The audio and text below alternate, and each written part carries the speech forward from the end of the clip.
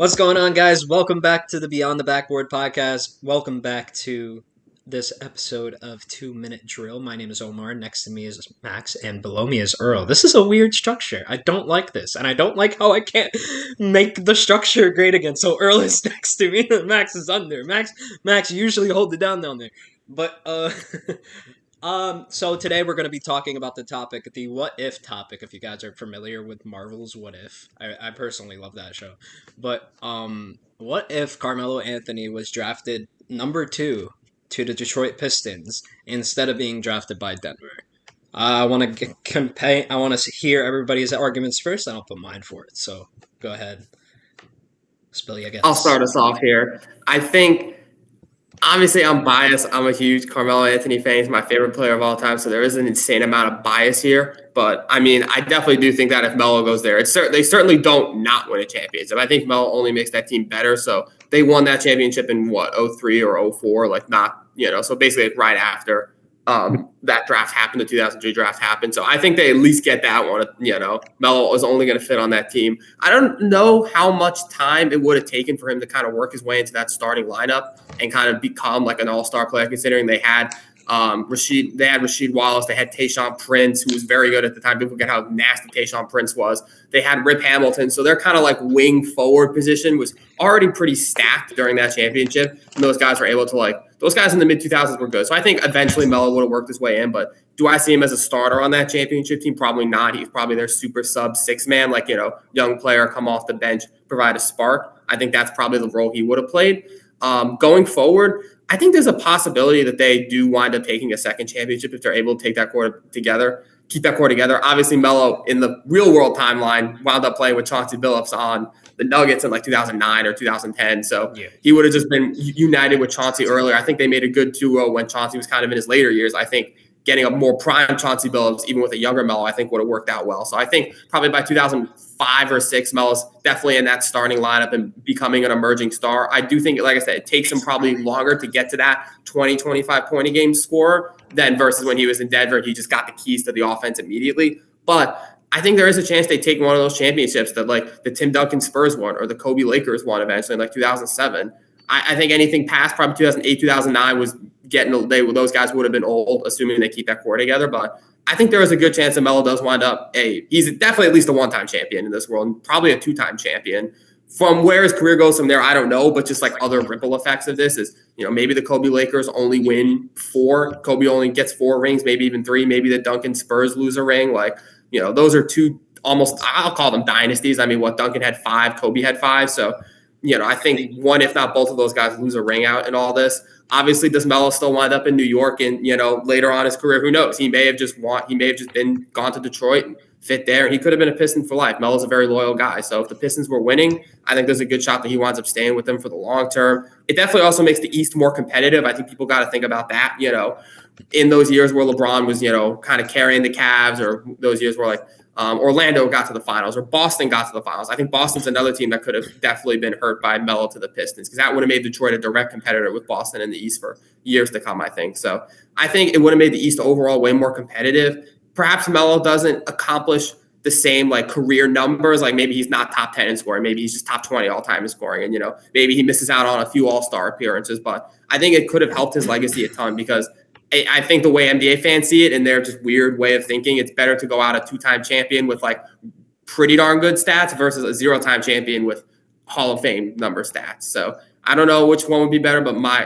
I'm sure Melo would probably rather have had the 2 championships. And I think people would look at him a lot differently if he had been a 2-time champion, because people forget he won in college, he won gold medal. So I think a 2-time champion Melo he probably would be higher up on a lot of people's all-time boards, even though maybe he didn't accomplish the same amount of individual stats. That's my take. Yeah, I like that a lot, man. I'm just kind of pick up where you left off and just, first of all, say I agree with you. I think Carmelo Anthony to the Pistons would have saved the overall future of the Detroit Pistons. They wouldn't be as a poverty franchise as they are right now. And that's no offense. I know there's some small amount of people on this earth who are Pistons fans. That's such shade, but okay. I'm so sorry for that decision. It's true. He's right, though. I mean, he didn't have to say it. No. Yeah. But this is right. I just believe that Carmelo Anthony was such a great offensive talent, and young Melo, he could play defense as well. So looking at Tayshaun Prince's like numbers, um that year he was averaging around like 10 points per game. So if you even I think that Melo, like we asked ourselves like how long would it have taken Melo to take that starting spot?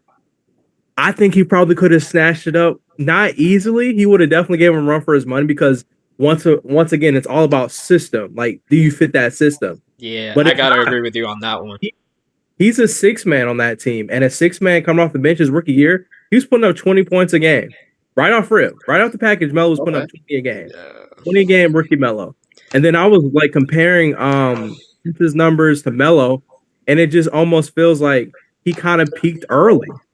Like Melo, first year 20, second year 20. No, first year 21, second year 20.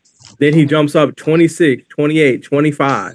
Like those couple years. And then looking at Prince's numbers, is he started at 3, then that year where they went to the finals, 10.3, and then it's 14, 14, 14. So he kind of peaked at 14 points per game. That was pretty much his best, which is not bad as an NBA player, but looking at the possibilities with adding Carmelo Anthony, I feel like they were struggling to find that extra go-to scorer, and Melo brings that for you. You want a young, athletic guy who can score the rock. In my opinion, I know we all are somewhat Melo fans. He was a kind of an underrated passer at times too. Not saying he's a playmaker, but he can make plays, setting people up. Although he is has on Melo giving the ball, he's not passing. Supposedly like Kobe Bryant at times. But I just think he overall makes this Pistons team a lot better.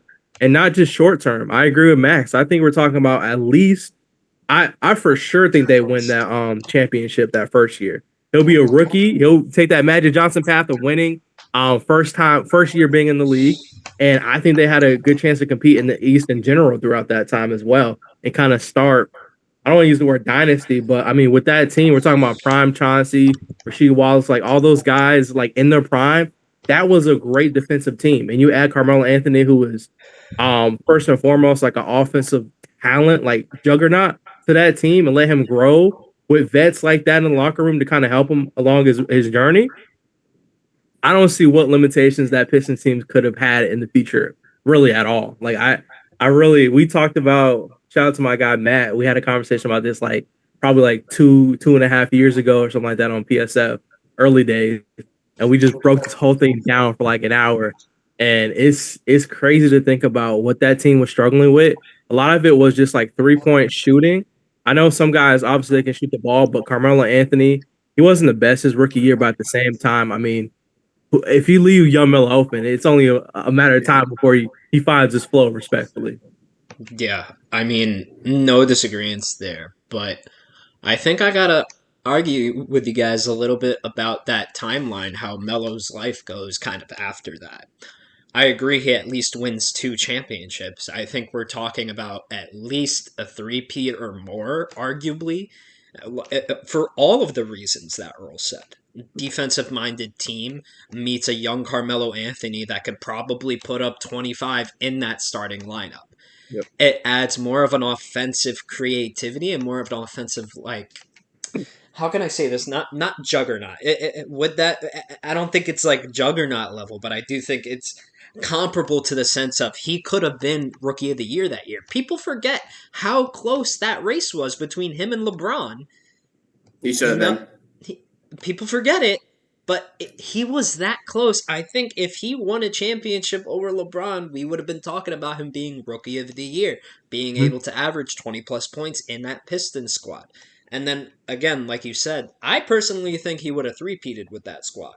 Personally, but for Yeah. the sake of conversation, I'm gonna say 2 because I think that's more that's probably better because I think Yeah. within that time frame that they got Melo, they're in the finals for at That's, least the next I forgot 5 years. they did win that first year. My bad. And they lost the next year. That's me. Yeah. Yeah. So at least for the next 5 years, they're going to be in the finals, and they're going to be Yep. probably in there. So I just got I just got to say that I think Carmelo Anthony again a little bit of fight obviously because he's a rookie. You got to earn your spot. You got to earn your spot on the roster, and then you got to earn your spot in the starting lineup. So Melo's got to fight hard and fast, but he would have gotten he would have gotten it pretty easily. I think he would have. I think he would have. Yeah. I mean, Yeah. but yeah. I think that pretty much covers it for here. Thank you guys so much for tuning in on the Beyond the Backboard podcast, this episode of 2 Minute Drill. Leave your thoughts in the comments. Do you guys think Carmelo Anthony wins Rookie of the Year that year? Do you guys think that it actually crumbles and falls and that anything that we said never ever happens? Let us know. Let us know in the comments. Like the video, subscribe, do all of that. And peace.